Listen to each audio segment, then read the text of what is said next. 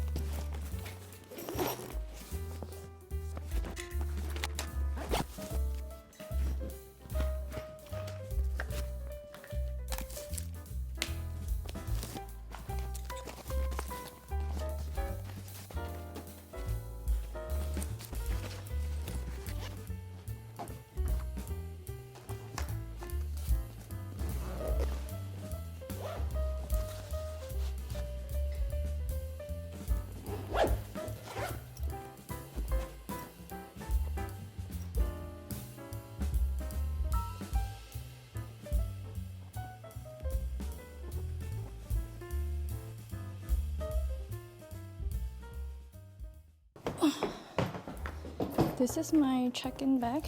It's from Ecolab. It's so good. Like, I love this so much. I got this from Thailand. It's actually a Japanese brand.